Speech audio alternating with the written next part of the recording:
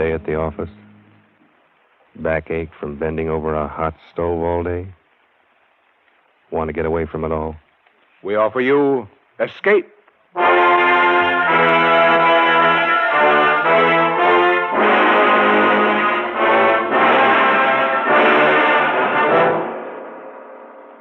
It is midnight, and you are alone.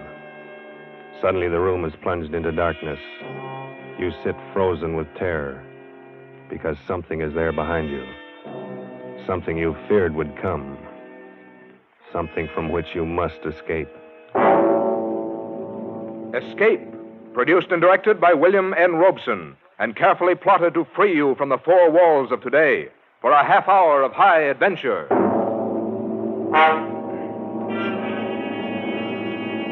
Tonight, we escape to London and a world made strange and terrifying by the workings of an ancient barbaric curse, as Montague R. James tells it in his weird story, Casting the Runes.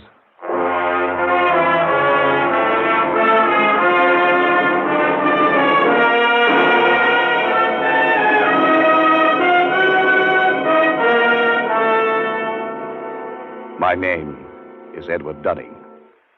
I'm a scientist. I'm used to dealing with facts, not fairy tales.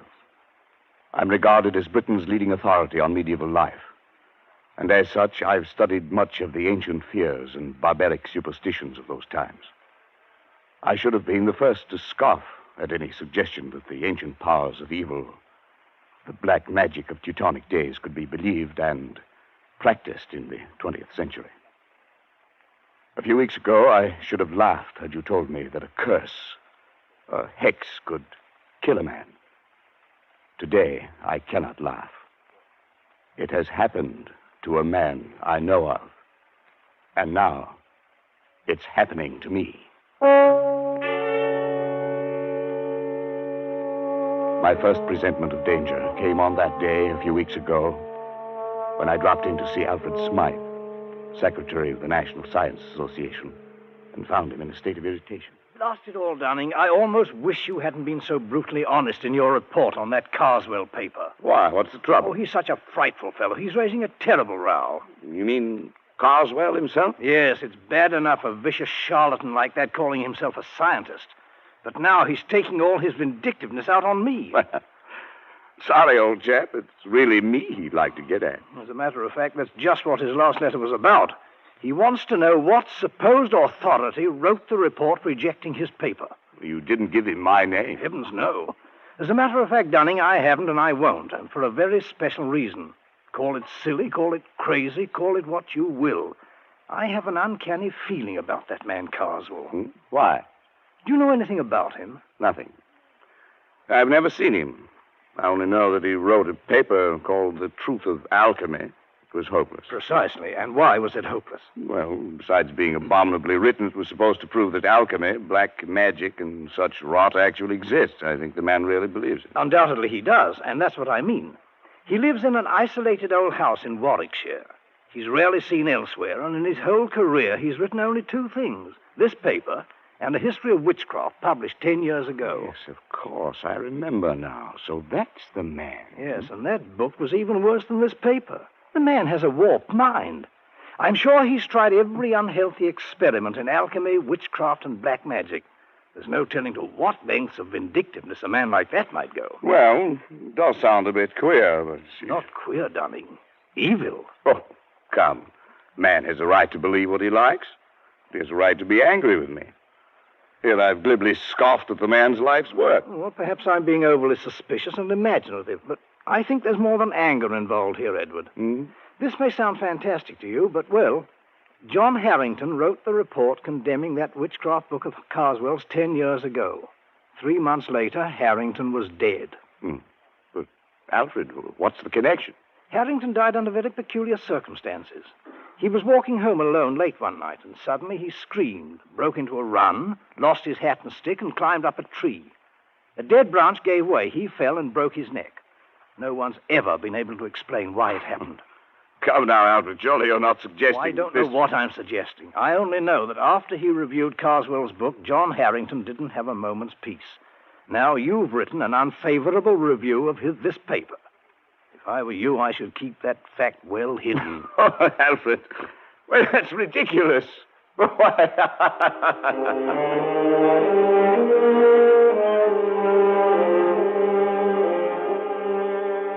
Yes, I laughed at Alfred Smythe's fears.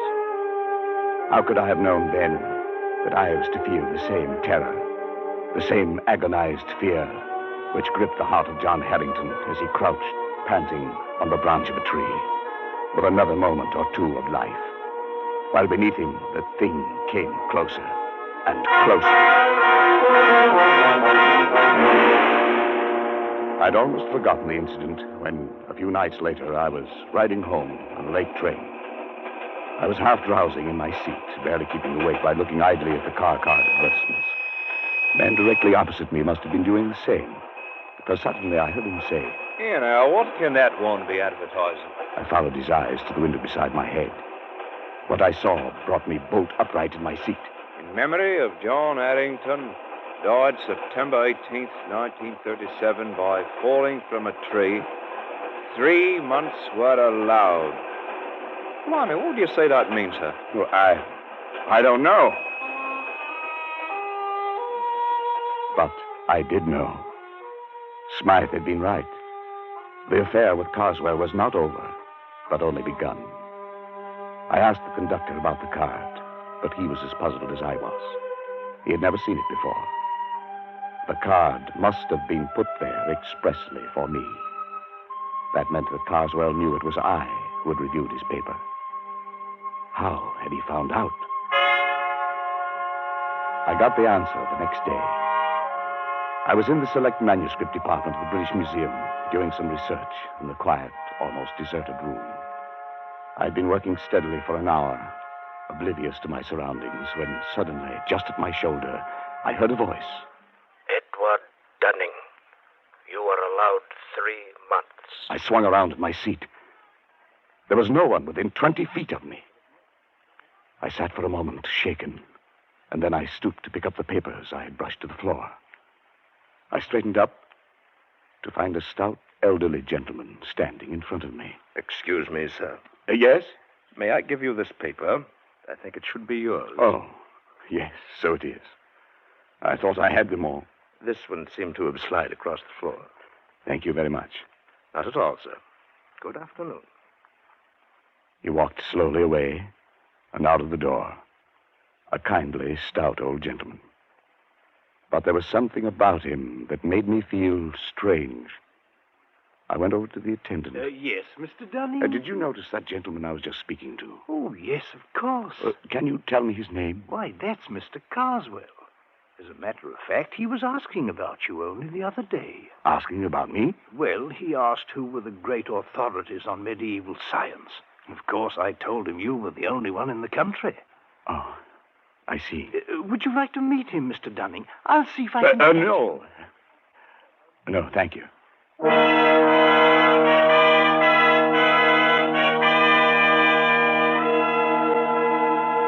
It was as simple as that. Now Carswell knew.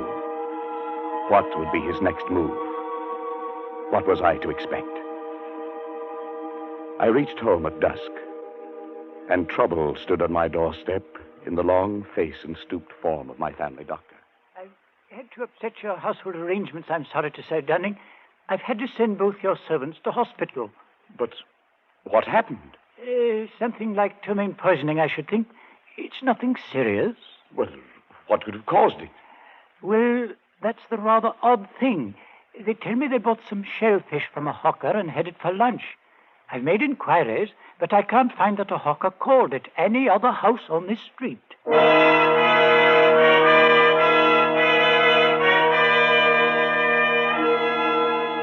Was this the next move?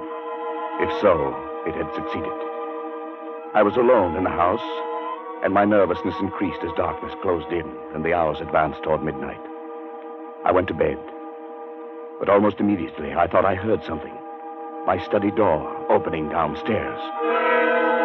I went out and leaned over the banister. There was nothing moving, nothing visible. There was only a sudden, surprising gust of warm air playing about my legs. I went back into my room and locked the door. Suddenly, the lights went out. No doubt it was only a blown fuse, but the chills were playing up and down my spine. I went over to the bed and reached for my watch under the pillow. I suppose I wanted to find out the time. I don't know why. But fumbling on the pillow, my hand touched something far different from a watch. It was like a mouth with sharp teeth and hair around it, not human at all. I fled from my bedroom and spent a long and miserable night locked in a spare room, my ear to the door. But nothing came. I was not disturbed again. In the morning, I searched the house and found nothing unusual. But the mark of fear must have been stamped on my face, for Smythe noticed it next day. Dunning, you look as if you hadn't slept for weeks. Is anything wrong? I don't know, Alfred. Yes, there is. Carswell knows. How? They told him at the museum. Of course, we should have thought of that. Has anything happened yet? I don't know. It's too fantastic. It's probably my mind, hypnotic suggestion or something, but like that man Harrington, I have 3 months left. Edward. Must have been hearing things. I'm all on edge. I don't know what to think. John Harrington had a brother, Henry. Perhaps I'd better get you in touch with him. He might know more about this man, Carswell. Yes, do it. And quickly. 3 months is not a lot of time.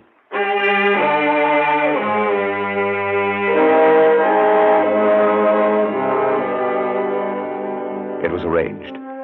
That night, I found myself walking down the dark street that led from the railway station to the Harrington home. It must have been along this same street that John Harrington had walked that last night. Where he had broke and run, it must have been one of these trees bordering the lonely road in which he had spent his last horrible moments. The way was dark, and there was no living soul in sight. And suddenly, complete terror gripped me. Somehow I knew that I was being followed. At first I only felt it, and then I heard it. I walked steadily on for a moment, my stomach like ice. It was getting louder, coming closer. Unconsciously, my step quickened. I could barely control myself. I wanted to scream and run. The thing came closer, closer.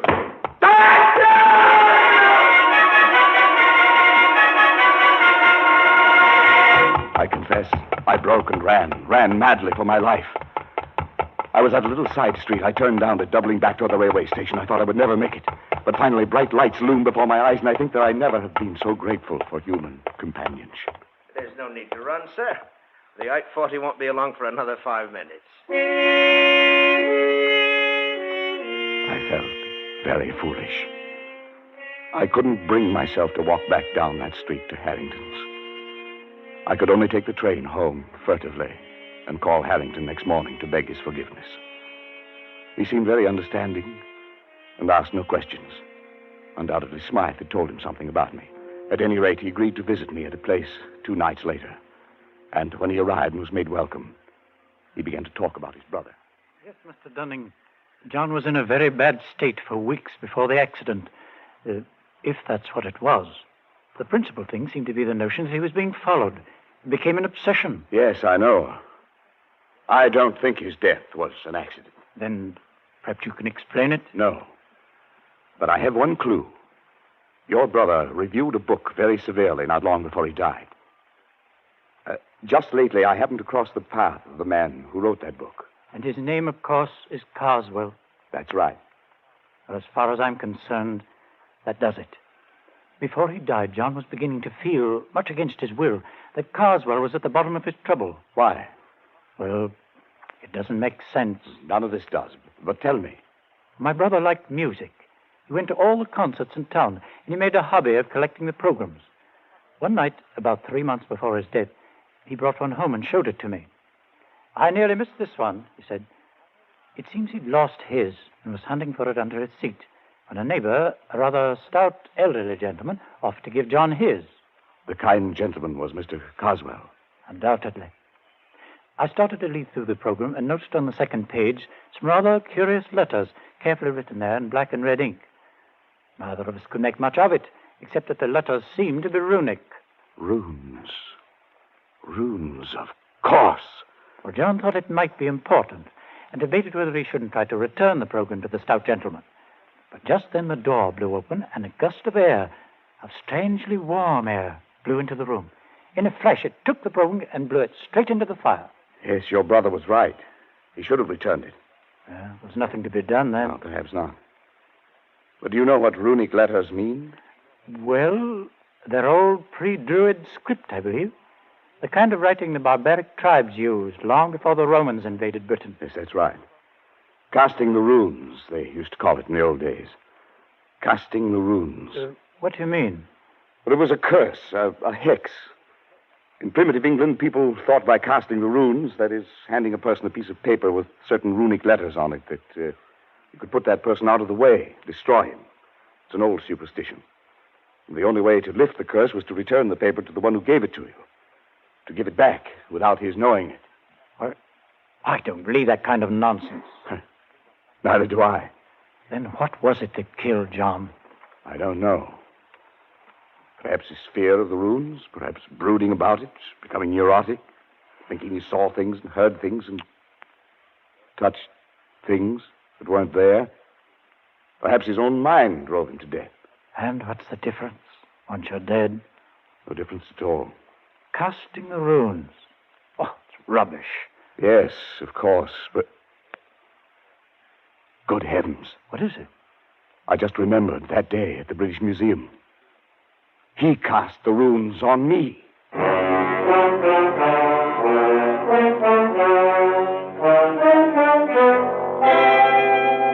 I went swiftly to the writing table, Harrington close behind me. My portfolio was there, full of the scribbled notes I'd been working on that day in the museum. And as I took it in my shaking hands and began leafing desperately through them, one strip of thin, light paper slipped and fluttered toward the open window with uncanny quickness. But Harrington was even quicker and slammed the window shut just in time. Got it? Oh, thank heaven. If it were lost or destroyed, like your brother's... Then you wouldn't be able to return it to Mr. Carswell. Yes. Look at it. It's identical with the one John got. I looked at the flimsy paper. The characters, carefully traced in red and black, were runes, all right. That ancient language used by the Aborigines of prehistoric Britain. I couldn't decipher them. But as Harrington and I stood looking into each other's eyes, each of us could read the other's thoughts. Science or not, 20th century or not, this sheet of foolscap spells death for its possessor. It spells death for you. It must be returned. Yes, I know. It must go back in such a way that he doesn't know he's received it. That means we can't simply mail it. No, we can't. We must do it personally. That'll take doing. Well, he knows you by sight, doesn't he? Yes. You must shave your beard. It'll alter your appearance. He might strike any time. I have 3 months, as what the warning said. We've got to make good on this Dunning. I've searched 10 years for my brother's murderer, and now he must not escape.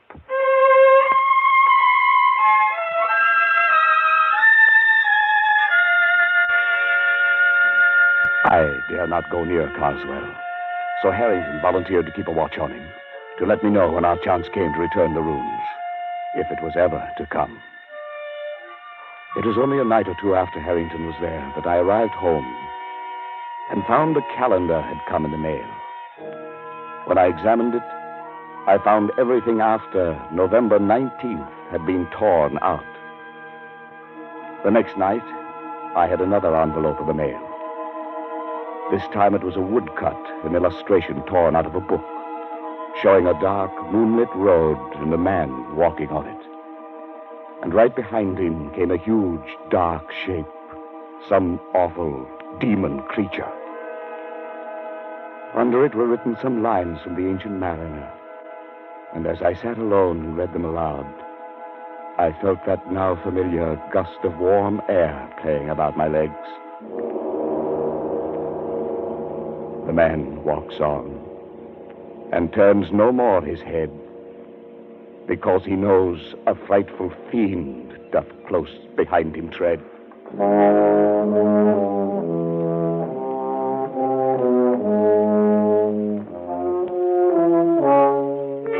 Now I knew the face of my terror, and it was with me always. Walking down the dark street at night, I heard its footsteps behind me. In my lonely house at midnight, it roamed the halls. Like the ancient mariner and John Harrington, I never turned to look. I couldn't. My nerves were going, and I could do nothing but wait. The days, the weeks slipped by, and still Harrington had no plan. I checked off the days on the calendar Carswell had sent. Now there were 8 days remaining, then 6, then 3, 2, 1. It was the evening of the 18th. My last day on Earth was to begin at midnight. I was sitting alone in my living room, bathed in perspiration, fighting to keep my nerves in check. Suddenly, I felt that warm gust of air. I listened. There were soft footsteps. A shadow seemed to cross the hall door. And then the footsteps blended into a loud banging.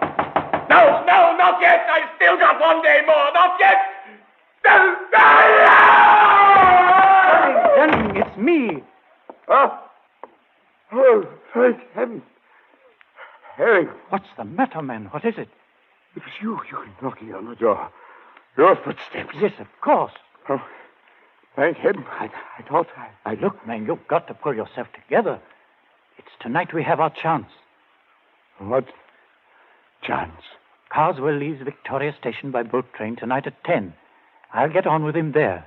You take the car I brought and drive to Croydon. Get on the train there. And be sure to bring the paper. Yes, I have it. You've shaved already. Good. Everything depends on his not recognizing you. Mr. Harrington. Suppose he changes his mind. Suppose he doesn't take that trip. My time runs out tomorrow. He'll be there, and you'll do it. You'll do it well. You've got to.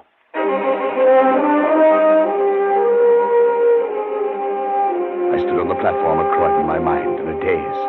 I thought the train would never come, but it did. I saw Harrington at the window. He stared coolly at me. Of course, there was to be no sign of recognition. I entered the coach and slowly made my way down the aisle to the compartment where Harrington sat.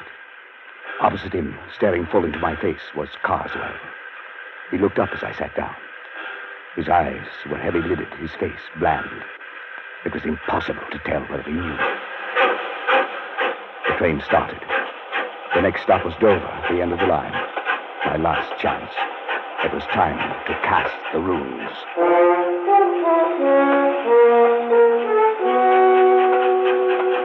It was a strange ride. Carswell and I seated face to face, staring into each other's eyes. Harrington off to the side, pulling at his face with twitching fingers. If I could have only had a few whispered moments with him to plan our strategy, but that was impossible. The moments dragged tortuously. No one moved. Then, suddenly, Carswell leaned forward. I beg your pardon, sir. Haven't we met? Met? Well, I don't think so, sir. Not unless you're in the plumbing business. Plumbing? No, hardly. I hadn't planned it that way. The words, the accent, just seemed to come by themselves. And Carswell sat back, an enigmatic expression on his face.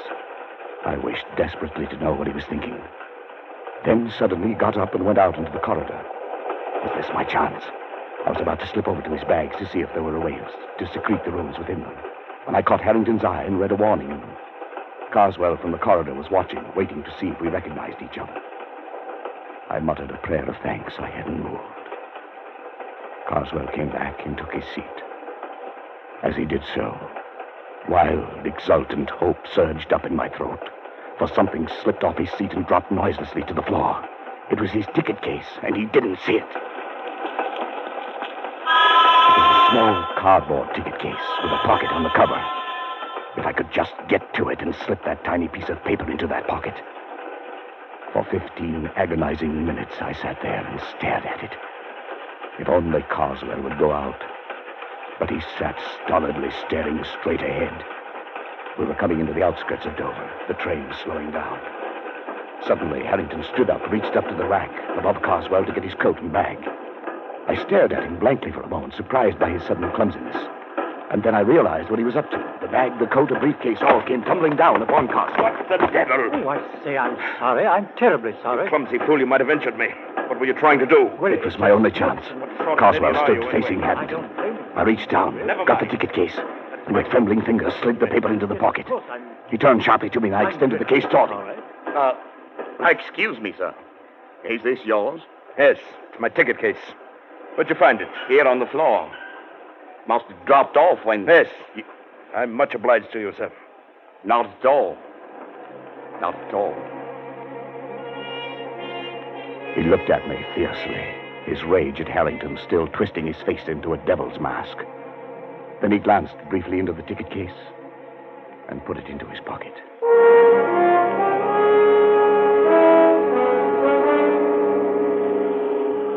On the railway pier at Dover, Harrington and I followed a few steps behind Carswell. I felt like I might faint. Carswell went straight to the gangway of the boat, and there the purser stopped him. Sir, does your friend have a ticket? My friend? What the devil do you mean? I'm traveling alone. Well, that's funny. I could have sworn there was another gentleman right there beside you, walking just at your elbow. Well, there isn't. And I suggest you see an oculist. Oh, I didn't see. I just felt. Sorry, sir. Must have been your rugs. My mistake. Come on, Dunning. Our job's done.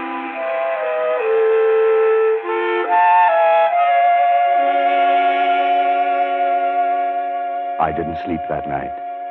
I lay awake and listened. But there were no footsteps, no warm gusts of air, nothing to disturb me.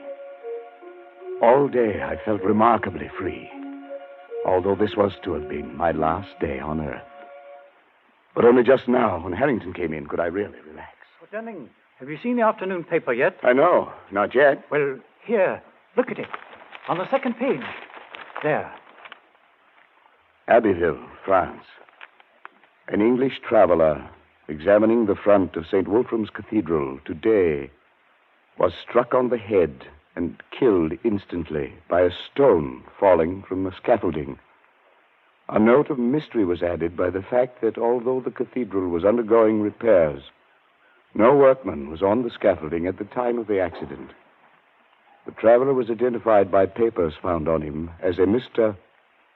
Carswell of Warwickshire. Of course, it could have been an accident. Yes. Yes, it could have been.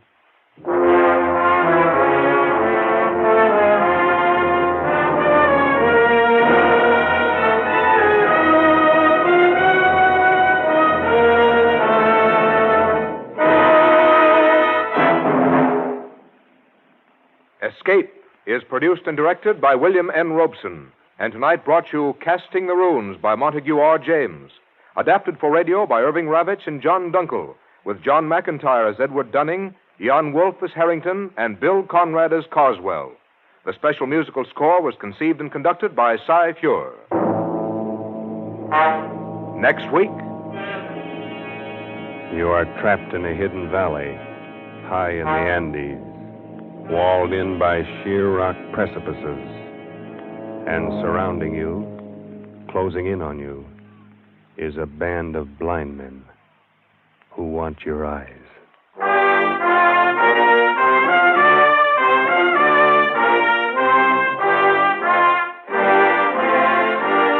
next week we escape with H.G. Wells' gripping story, The Country of the Blind. Good night, then, until this same time next week when we again offer you Escape. This is CBS, the Columbia Broadcasting System.